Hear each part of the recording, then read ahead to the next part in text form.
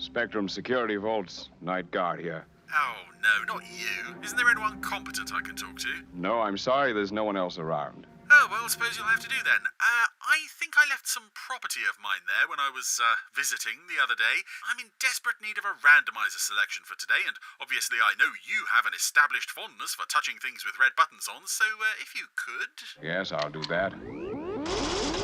Brilliant, thank you. And is everything in order at the vault since I was last there, you know? Anything missing at all? No, I haven't had time to check. Well, I can assure you that everything is just where it should be. And if it isn't, it was Marina. Right, what episode have we got today? I'll pass on the message. You'll what? Oh, right, I see. Let's have a look. Ah, right, yes, well, a very good choice, Mr. Security Guard. Today's episode is Recall to Service from the Secret Service. Right. Goodbye. Oh, good.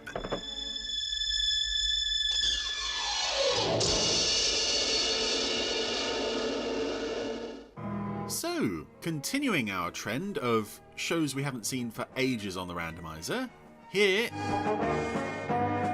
for our annual visit to the Secret Service, is the Secret Service, with Recall to Service. And we open in a sort of military testing facility. Right, Mitchell. Begin the test. Command to AquaTank. Where Captain Grey has been dressed up as a general. Commencing test now, Captain. Captain Blue is a scientist. He's now got brown hair, and there's a chap called Mitchell, who is played by the puppet that played, was it Jackson in Seek and Destroy, Captain Scarlet? I think that's his first most prominent appearance. And yes, this is an episode that's quite familiar to long-time Super Mario Nation viewers. We have the army have built a new tank, the AquaTank. And it's, you know, completely invincible, virtually unstoppable, blows up any vehicles that get anywhere near it, much like that tank there just got blowed up. Some interesting pink flames on that tank. A very forceful addition to anyone's army, sir. Indeed, yes, that's Mitchell. Invincible. And what I find interesting about the Mitchell puppet, and there's several puppets in the Secret Service that went through Captain Scarlet and Joe 90. Suddenly they look very odd in the Secret Service, and I think what part of it is down to is, I believe the last episode of Joe 90 made was Viva Cordova, and a lot of the background puppets were repainted brown for that episode. So then they were repainted again back to white, pink, whatever, for the Secret Service. And they... Certainly will, sir. Yeah, it's the close-up there that proves it. There's something about the repainted guest characters in the Secret Service. Some of them never looked right again. Mitchell there it almost looks like he's wearing mascara. His eyes are very, very made up. And there's one or two other long-time guest puppet characters that never looked the same in the Secret Service. The AquaTank back to base. Fraser from Crater 101 is one of those. He's only in a couple of episodes of the Secret Service, and he looks terrible. He looks utterly hammered. And the same with, I think, the Major Gravener puppet. She's not responding. They never looked right in the Secret Service, and I'm sure it's down to that having been repainted brown and then back again for Viva Cordova. Anyway, the AquaTank Conflicting instructions. is not responding to instructions, heading for a cliff. Yes, the little tank is running out of control. How are we going to stop it? Break the main circuit. It's too late. But I'll do it anyway, in case it isn't. Oh, what do you know it? There was a great big cliff there that the AquaTank has decided to scale. But luckily, main circuits have been broken, and the tank, narrowly avoids going over the edge. But it's all right now. So, we are back from the opening titles, Recall to Service, and this episode is probably the first episode of the show that I was ever aware of. We're going on one of my tangents here because although I didn't see the show, obviously I never saw it on broadcast because very few people did. Fortunately not. This episode was shown at a convention that my very first convention when I was a wee little Dalek. There was the Fab 2 Thunderbirds Fun Day in Margate. I think the Winter Gardens in Margate, which was thrown by Fanderson. I say, don't we look smart today? Go on now. There was a screening room. Various episodes were shown, and This was the representative for the Secret Service. No, that's a real nice rig out. Ah, Matthew's making fun of Father Unwin's old chaplain uniform there. Yes, this episode was shown during the course of that weekend, and although I didn't see it, I did see it listed in the programme, which I've still got somewhere. And it was interesting to, they were showing episodes of Thunderbirds and Stingray and Scarlet, and these were all shows that I knew. And neither will Matthew. And there was the Secret Service. What on earth is this? Oh, And I'm sure they picked this episode to show because it's the most traditional Super Marionation-y episode with vehicles and army stuff and lots of explosions. I'm afraid an urgent one. We have to be at an army base in 2 hours. That doesn't leave us much time. None at all. Well, except 2 hours. Right, Father. Yes, and the other show listed in the Fab 2 Thunderbirds Fun Day screening room that I'd never seen before was Terrorhawks. They showed Play It Again SRAM, and just the description of the show, having not seen any of the visuals, I think I knew that it came from the 80s, but it was like, wow, this show sounds really cool. And obviously when I finally got around to seeing Terrorhawks and actually, just seeing images of it, and yeah, let's just say my imaginary Terrorhawks was a long way off the actual Terrorhawks. This, the Secret Service, not so much. It wasn't so different from what I was expecting. I think, once you read the premise in that program, Father Unwin is actually a parish priest who's really a secret agent with a shrinking ray. It's like, oh, okay, if that's the premise of the show, whatever. And some, newly shot footage of Stanley Unwin himself, live action footage in his uniform here, as we head off to the army base. It's nice. It's nice, happy music. To the jolly army base. And I think some of this is reused from Who goes there? Friend. A Question of Miracles. I thought you was a civilian. Now then, sir, what can I do for you? And it's the same puppet, oddly enough, playing the guard at the entry point.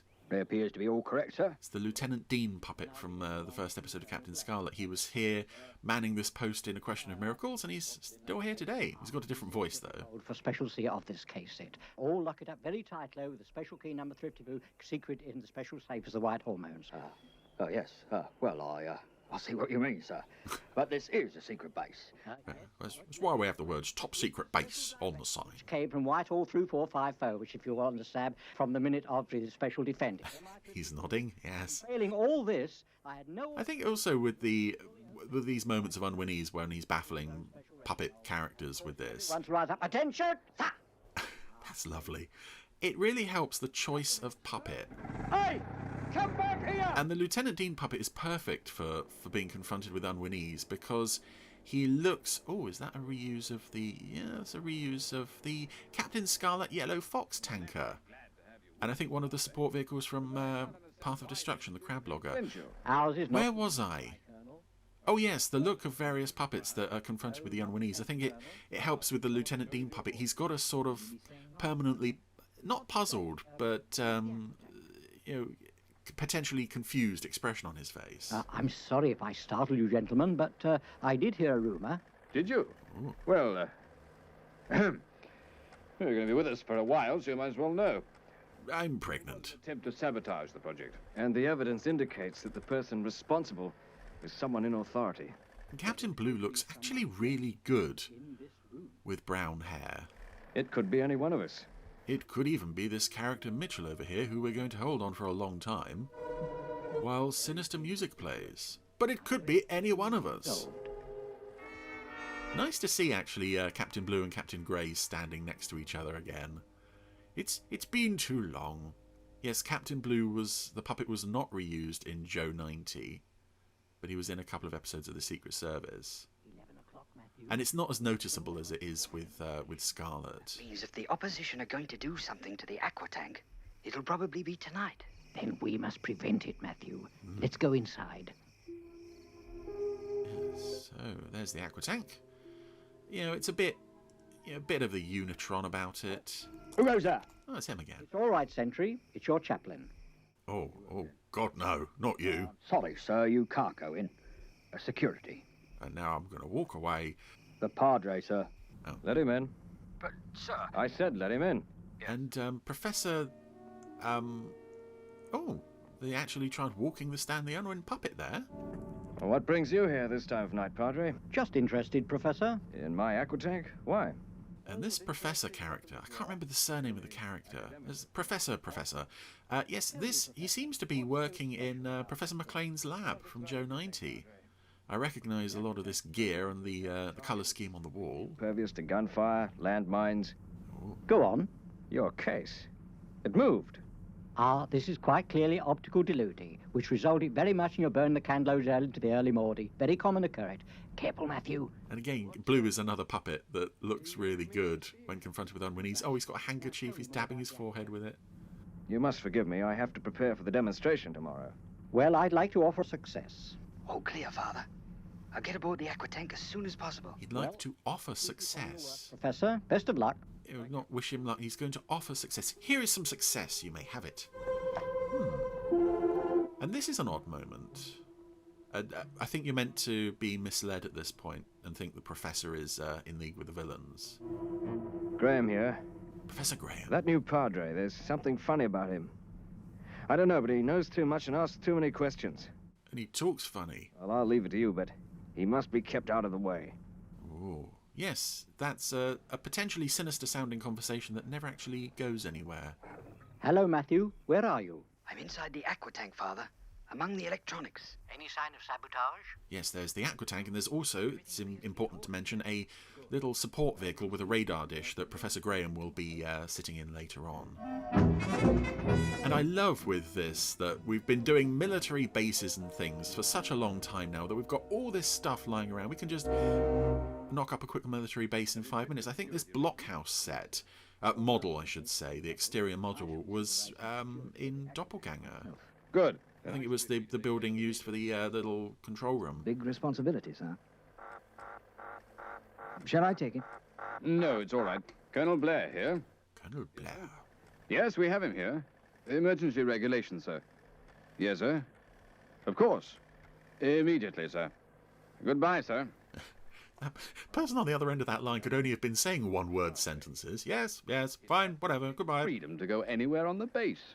Who said so, sir? The Ministry of Defense. Take care of it, Mitchell. I'm going to see the Professor. I'll take care of it. Well, I'm sure he's not the villain. More phone call action. Everyone's on the phone to each other in this episode. Padre. Unwin. Government orders. Yes, it can only mean one thing. His Secret Service. You know how weird they are. All right. But I don't like it. Yes. The demonstration starts in an hour. So we never find out who actually Mitchell is talking to there. Again, I think you're meant to assume that it's Professor Graham, but it's clearly not, because Graham isn't actively trying to sabotage his own project, unlike Mitchell. So I don't know who Mitchell is talking to there. I also don't know why the phone is a direct line. Why he has a direct line from the control room to his evil overlord master things. Demonstration. Patience, please, gentlemen. The AquaTank is due to appear in 15 minutes. But don't crowd the AquaTank. Don't embarrass it. It's very shy. Patience, please. Yes, some familiar-looking characters there who've come to see the demonstration. Also, one or two puppets who I've never seen before. They could be re-wigged or re-sculpted, but some of them just look quite terrible, actually. In reserve, as it were, in case of emergency. They're no Lieutenant Dean, that's for sure. Attention, please. Yes, there's the Steel puppet from Special Assignment, Commodore Goddard again, General Rebus from Noose of Ice, and then the rest of them are sort of... In the world, the AquaTank. The AquaTank, my goodness. Yeah, a few rejects, and... Oh, there's the Robert Mitchum-looking puppet as well, but there's also... Target building here. The guy... Understood. Attempts would be made to stop the AquaTank reaching its target. Yes, this guy. I don't recognise that puppet at all. The area has been covered with landmines, and the AquaTank will be attacked by conventional tanks and aircraft. That is why we shall be watching from the comparative safety of this blockhouse. And I stress the word comparative. Stop the AquaTank. I love that. I love that. That's a blatant admission. Yes, your lives are in danger. Give the command, Captain Mitchell. Begin the demonstration. Yes, sir. Oh, you see why they needed Mitchell to do this. AquaTank programmed onto target building. Oh, Yes, so we have target buildings, target vehicles, and who's this coming to attack the AquaTank? Stock footage of Angel interceptors, incredibly enough. I guess, you know, a few years out from Captain Scarlet. And here's stock footage of a tank from Joe 90, the episode Business Holiday. I suppose any moment now, Fab 1 is going to crash through and try to attack the AquaTank as well. Yeah, there's a puppet with a phenomenal nose that I don't recognise. Yep. The tank from Joe 90 has opened fire. But of course, nothing can stop the AquaTank.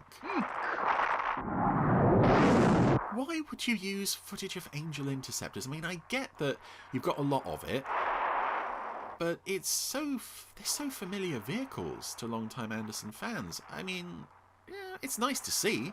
Definitely nice to see Angel interceptors flying about the place, but they're so iconic. I mean, for goodness sake, they're carrying Spectrum markings. So it's not like that tank there from Joe 90. That's a generic machine. Who cares? It's still blowed up just as well as Joe blowed it up. Yes, very strange that the Angels are flying around the place. Don't worry about the captain. Look at the AquaTank. The AquaTank is much prettier than Captain Mitchell. Oh, Mitchell has gone outside and locked all of these VIPs. What are you doing? Sealing the electronic doors. Oh yeah, that's what he's The staff did not want to be disturbed. That means? It means they can't get out until I release them. But those are their orders. Get back on duty, Sergeant. Yes, sir. I like this Sergeant character, even though he just happens to materialise wherever the plot needs him to be. Sinister old Mitchell has locked everybody in the blockhouse. Permanently. And, yes, the Sergeant didn't hear that gunshot. Right, Matthew? Matthew, can you hear me? Just about. Everything's fine. I hope the chiefs of staff are impressed. Yes, of course. Matthew is stowed away aboard the AquaTank. I love that he's stuffed into so many crevices and corners in uncomfortable vehicles. There must be an easier way to carry out these missions. But anyway... Tank to attack coordinates... Mitchell has gone to see Professor Graham. 419. I don't understand. He's got new instructions. Program, Professor. And a gun. 024419. Wait a minute. That's the blockhouse. Oh, no. Precisely. Stand back. I'll do it myself. So the AquaTank continues to drive around in circles, really. What have you done? We'll all be killed. You will. The chiefs of staff will. I'll be in the safest place on this base. The target building. Lovely subtle bit of puppetry there as... Oh! Professor Graham has been punched down. He was wearing an odd expression on his face there. A nice bit of puppetry there from Mitchell when he said, I'll be in the safe place. And he gestured to himself with his hand. It was very subtle, but very human. Right off the program course. I don't understand. It means someone in the control truck has altered the program. I'll get over there immediately. It's only half a mile across the training ground. No, Father. Remember the landmines. And by the direction it's heading, you'll have to cut across the AquaTank's path. And it's still under attack. Trust in Providence, Matthew. Trust in Providence. This is lovely. We're going to take Gabriel across the minefield, through a war zone, with all these explosions going off, where everything has orders to blow up everything else. And there's unarmed Gabriel pootling along the battlefield. Attack, Father. The forces have orders to attack anything that crosses the battle area. Have no fear, Matthew. I'm a smallish target. Sorry about this. Yes, but you're also bright yellow. Oh dear. Yes, I also wonder why it's called the AquaTank, considering, it very rarely goes into water. Oh, the Angels are keeping up there. Yes, they've opened fire on on Gabriel now. They're just as good shots as ever. They can't hit Gabriel. Oh, it's nice to see the Angels here, actually. I take back what I said. I like this use of old footage. It doesn't make any sense, but... Wrong, Colonel. I'm afraid we're locked in the building. And it seems we are under attack from your indestructible AquaTank. I'm sorry, General. There's nothing we can do. Yes, this is very familiar territory. If you've ever seen .783 and Captain Scarlet, you've basically seen this story. Get out of here. We'll all be blown to pieces. I'm just kind of resigned to it at this point. programmed the AquaTank to destroy the blockhouse. Then we must stop Yes, that's a Captain Blue sort of blinking face there or something that was used. He looked a bit poorly. Which I suppose he would do, having been knocked over. As savagely as Mitchell knocked him over. And there is. How ridiculous. But if there was, what would you do? Well, I'd... So, Unwin is getting Graham to talk him through the shutdown procedure. A red protecting panel. Can you see it? From the point of view of, imagine there was somebody on the tank who could do something to stop it. Yes, I see it.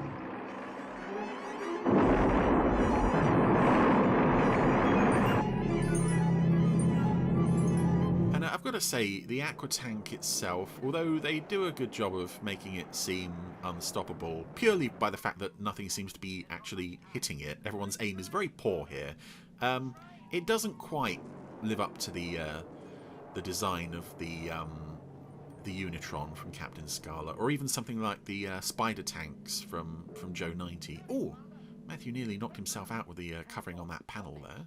Oh, you're mad, Padre, mad. The missile will launch in 30 seconds. No time to explain. What now? Oh, Unwin's waggling his finger. Serious stuff. Switch thrown. Hooray! the launch. Are you listening? Certainly. What now? Some very nice puppetry here as well on Professor Graham's, that you can clearly sense there's a puppeteer working his arm from below as he keeps touching his forehead, as he's sort of going, oh, what next? I don't know. 10 seconds. The left lever, Matthew. Quickly. 5, 4, 3, 2, 1. It's a really nice look, actually, of the Professor Graham puppet and the voice. He doesn't seem particularly bothered about the fact that he's going to die. But Matthew diverted the AquaTank at the last minute, and it resumed homing on the target building. Well, there was nobody in the AquaTank. There couldn't have been, but then... Who were you talking to? I've got to say, I've really enjoyed Keith Alexander's interview recently. Hasn't that been brilliant?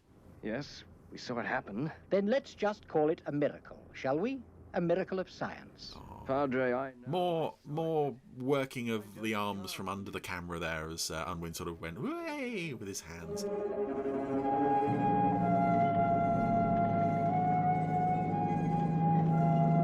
And of course, Mitchell was in the target building and is, well, he's dead. He was very much in that building when it was blown up. We see his body, but curiously, the Secret Service never confirms death one way or another. It might happen, as it clearly did there, but they won't say it. By the sword. We just get that. He who lives by the sword shall die by the sword. Okay. I'm not sure why, after going at death so strongly in Captain Scarlet and Joe 90, they decided with the Secret Service, let's never ever mention it at all. I suppose it fits in with the church and all that. But anyway, that was Recall to Service. I waffled all over it. Teleplay by Pat Dunlop. Okay. Yes, pretty good. A very strong episode of the Secret Service, I would say. If you were looking to either have your first viewing of the series, or you were looking to introduce somebody to the series who was familiar with things like Thunderbirds and Scarlet but hadn't seen this, and you're worried that it's a bit too strange a format for them to really cope with,